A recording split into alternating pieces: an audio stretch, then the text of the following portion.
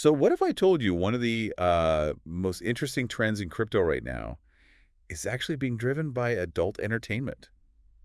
Sounds a bit wild, maybe. Yeah, yeah, it does catch you off guard. But stick with us, Hmm. because this deep dive into OnlyFans creators, getting paid in crypto, it's not just some niche internet story. It tells us, well, quite a lot about the future of money. And how creators, really all kinds of creators, might get paid down the line. Exactly. And look, whether you're deep into crypto or just kind of curious, this stuff matters. Definitely. Yeah. So platforms like OnlyFans, Patreon, that sort of thing, they've created these massive economies, right? Oh. Creators, yeah, many in the adult space earn through subscriptions. Seems straightforward. Simple on the surface, but then you hit the usual suspects, the roadblocks. You mean the traditional payment processors? Yeah, think Visa, MasterCard, PayPal. They're basically the gatekeepers. And they've got rules. Fees, okay, that's expected. But it goes beyond fees, doesn't it? Oh, yeah. They have restrictions on what they think is acceptable. Morality violations, they sometimes call it. Which can lead to sudden account closures, lost income, just like that. It's like the same companies deciding on ad policies are also controlling people's ability to earn a living directly. It feels precarious. That's the core issue, really. These centralized systems, they impose their limits. Sometimes it feels like censorship, or it just creates barriers depending on where you live. Leaves creators feeling pretty vulnerable. Okay, so that's the problem. How does crypto actually, step in here? What's the fix? Well, this is where the whole point of crypto shines, right? Yeah. It's decentralized nature. We're talking Bitcoin, Ethereum, stable coins like USDT. How does it work in practice? Creators can get paid directly, like person to person. It cuts out those traditional middlemen entirely. So faster payments, maybe? Master, yeah, often.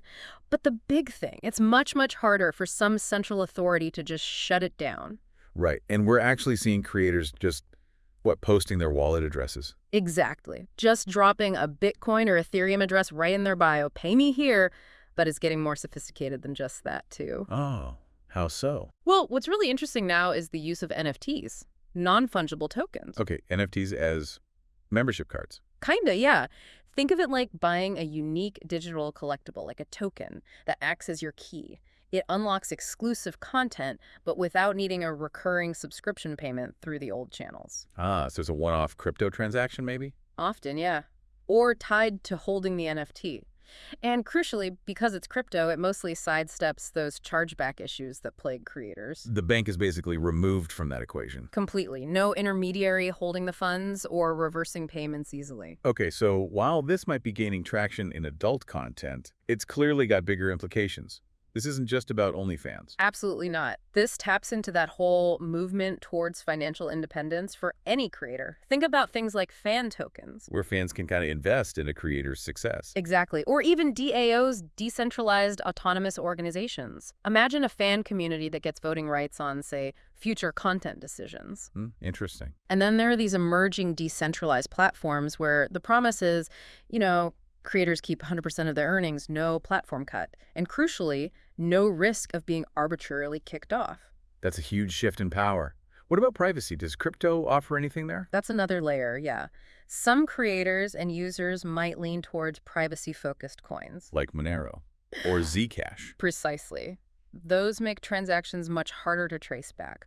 Less of a paper trail, no ID necessarily tied to it. It allows for a different kind of interaction, maybe more anonymous. Now, I get that maybe mainstream finance news isn't shouting about this connection. Definitely not front page news everywhere, no. But the money involved here isn't trivial, right? This is significant. Oh, it's huge. We're talking a multi-billion-dollar industry globally. And a growing slice of that pie is being fueled by crypto, often happening, kind of in the shadows, away from the traditional banking rails. The scale is undeniable. It really reminds me of that historical pattern, how adult content has often been an early adopter, even a driver for new technologies. You're thinking VHS versus Betamax, DVDs, early internet video streaming. Exactly. That pattern seems really relevant here. It does. It strongly suggests that this early adoption of crypto in this space could genuinely foreshadow wider use across many other online economies. So for everyone listening, the big takeaway here isn't just about adult entertainment finding a payment workaround. No, not at all. It's really about a fundamental shift, isn't it? Who controls the money online? Who gets to decide who gets paid? Precisely. Decentralized finance, DeFi, it's giving creators, all creators, unprecedented power, especially when they face potential financial blocks or platform censorship. They can own their work, connect directly with their audience. And get paid on their own terms. On their own terms, that's the core of it. So maybe the next time someone dismisses crypto as, I don't know, magic internet money for nerds, it's worth remembering its actual practical role right now Yeah. in this very human, very large industry. Yeah, providing real financial freedom and challenging those old power structures. It definitely makes you pause and think about the future, right? The future of digital economies, content ownership. Who really holds the power online?